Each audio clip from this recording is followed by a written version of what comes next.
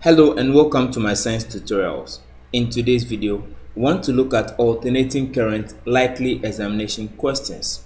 Before we begin, if you are new to my science tutorials, make sure you subscribe to the channel and turn on the notification button so that you do not miss any of our latest tutorials on biology, chemistry, mathematics, and physics. So let's begin. So assuming in an exam we have a question like this, how are we going to approach the question and provide the needed solution? So let's look at the question that we have in today's example. We have a 10 ohm resistor, a 50 microfarad capacitor, and a 25 millihenry inductor are connected in series with a 100 Hz AC source connected across them. We are to draw the circuit diagram for this problem and calculate the impedance as well as the resonant frequency. So let's go ahead and look at how to solve this problem. So let's write down our solution. So to answer the first part, we are to draw the circuit diagram for this problem. So we know we have a 10 ohms resistor, a 50 microfarad capacitor, and a 25 millihenry inductor. And they are connected in series, and we have an AC source of 100 Hz. Alright, so let's look at how we draw this diagram. So this is my resistor connected in series to my capacitor, and then connected in series to my inductor,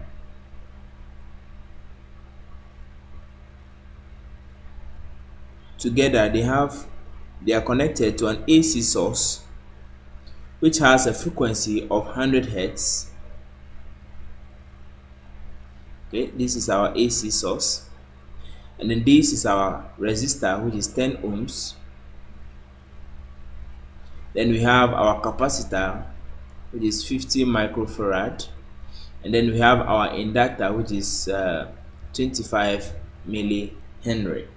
So this is our circuit diagram for this particular problem. Now let's go ahead and find the impedance. So what is the impedance?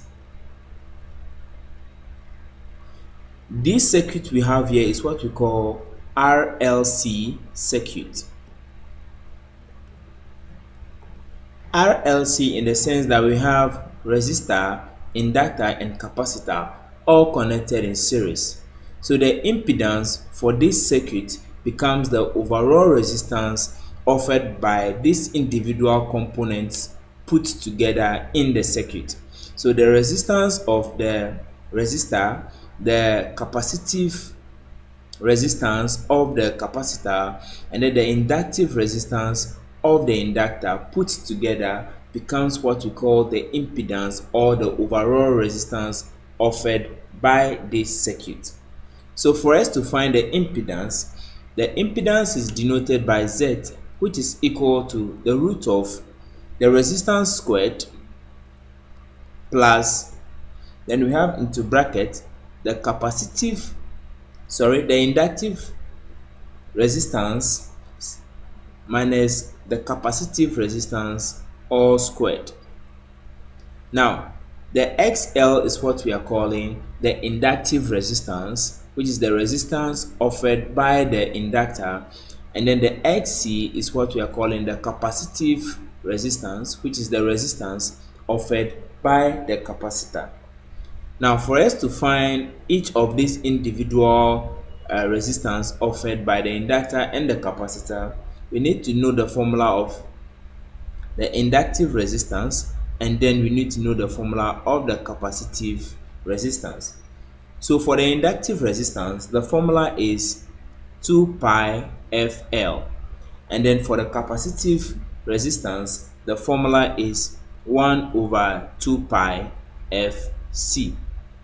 This means that for us to be able to compute the impedance, we need to make sure we find XL and then XC. The resistance is what we have here as 10 ohms already, so we do not need to do anything to that. So let's proceed to find the value of XL and then XC. So for XL, we have 2 pi multiplied by the frequency, which is 100 Hertz over here, then multiplied by the inductance of the inductor. So we have 25 times 10 raised to the power milli is times 10 raised to the power negative 3. So overall, if we compute this in our calculator, we are going to get a resistance of 15.71 ohms as our inductive resistance. Now let's find our capacitive resistance. This becomes 1 over 2 pi, the frequency is 100, multiplied by 50 microfarad, which becomes 50 times 10 raised to the power minus 6 for micro over here. Then if we compute everything we have over here into our calculator, we are going to get a value of 31.83 ohms as our capacitive resistance. So this is our inductive resistance, and then this is our capacitive resistance. If we put these two values together with the 10 ohms we have over here, then we can finalize the result and compute for the impedance of the circuit. So let's go ahead and do that. So the impedance becomes the root of R squared plus, into bracket, we already know that we are going to have XL over here minus XC all squared. So our impedance is equal to the root of 10 squared plus, we know our inductive resistance is 15.71 minus, we have over here 31.83 squared, which was what we obtained over here by computing for the value of XL and then XC respectively. So let's go ahead and find our impedance. So our impedance is now equal to 10 squared is 100 plus, if we subtract 15.71, if we subtract 31.83 from 15.71, we are going to get a negative value of 16.12 as our answer squared. So if we now simplify everything we have over here under the root and apply the root sign to it, we are going to get the value of 18.969 ohms. Okay, and then if we round this to 2 decimal places, we are going to get 18.97 ohms as our impedance for the circuit. This implies that the overall resistance offered by that particular circuit is equal to 18.97 ohms. Now let's go ahead and find the B portion of this question, which demands that we calculate or we find the resonant frequency. So II, this is B, resonance frequency. Now before we start by computing what resonance frequency formula is, we need to understand what is resonance frequency.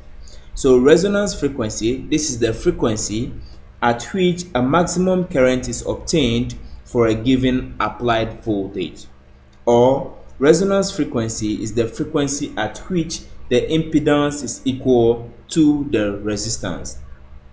So for us to be able to calculate the resonance frequency, it means that one of the conditions we have to meet is that the capacitive resistance should be equal to the inductive resistance. So we have the inductive resistance should be equal to the capacitive resistance. Now we know that the inductive resistance is equal to 2 pi FL, and then the capacitive resistance is 1 over 2 pi FC. Now, if we make the frequency the subject over here, that becomes our resonance frequency. So if we solve this and make F, or the frequency, the subject, we are going to get 1 over 2 pi, the root of LC. So from here, we can just substitute the value of the inductor and the capacitance over here, and then we can be able to compute this to find our resonance frequency. So our resonance frequency is now equal to 1 over 2 pi, the root of our L, which is our inductance, is 25 times 10 raised to the power minus 3, multiplied by our capacitance is 50 times 10 raised to the power minus 6. If we compute this in our calculator, we are going to get a value of 142.35 Hertz as our resonance frequency. So if we have a question like this in an exam, this is how we approach the question, by solving what the impedance is and what the resonance frequency is. Let's have a look at the second example for this particular tutorial. So we have an electrical bell takes a current of 0.2 amperes from a battery of 2 dry cells connected in series. Each cell has an EMF of 1.5 volts and an internal resistance of 1.0 ohms. We have to calculate the effective resistance of the bell. So let's go ahead and look at how to solve this problem. So we write down our solution. Now, in an AC theory or in direct current, we know that EMF, the EMF of a cell, which is the voltage of that particular cell, is equal to the current multiplied by the resistance, okay, plus the internal resistance of that particular EMF or cell. This EMF is more or less like the voltage or the applied potential difference of the cell. Now, from the question, we know that we have an electrical bell that takes a current, so we know our current is 0.2 amperes from a battery of 2 dry cells connected in series. Each cell has an EMF, so our EMF for a cell is 1.5 volts, and an internal resistance, which is the small r, is equal to 1.0 ohms over here. So we have to calculate the effective resistance of the bell, which is the capital R we have over here. So all we need to do is to find the resistance for one of the cells, and then we multiply it by 2 to get the overall resistance or the overall effective resistance of the bell. So let's go ahead and look at that. We have our EMF to be 1.5, so we have EMF, which is equal to I multiplied by R plus small r.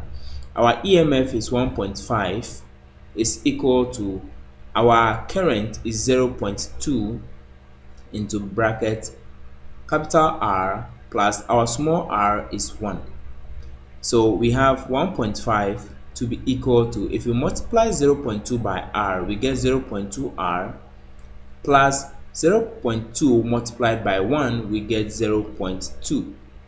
So for us to be able to get the value of R, we need to bring 0.2 over here to the other side of the equal to sign. And if we do that, it becomes negative. So we have minus 0.2 to be equal to 0.2 R. Now 1.5 minus 0.2 will give us a value of 1.3 to be equal to 0.2 R. So for us to find R, we need to divide both sides by 0.2. And if we do that, we are going to get the value of our resistance to be equal to 6.5 ohms. So we have 6.5 ohms as the value of our resistance.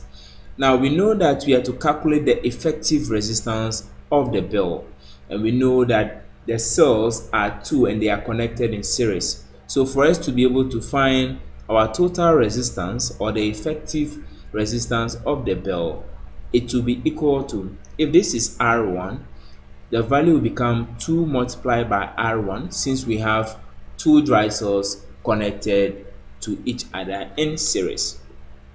So our total effective resistance of the bell is going to be 2 multiplied by 6.5, and then that is going to give us a value of 13 ohms.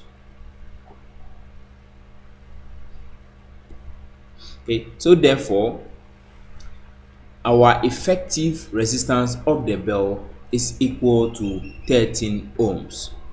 So thank you so much for watching this short and simple alternating current question. Now there will be other questions that we are going to solve on alternating current, which are examinable questions that may appear in your exam. So thank you so much again for watching, and I'll see you in the next video. Bye bye.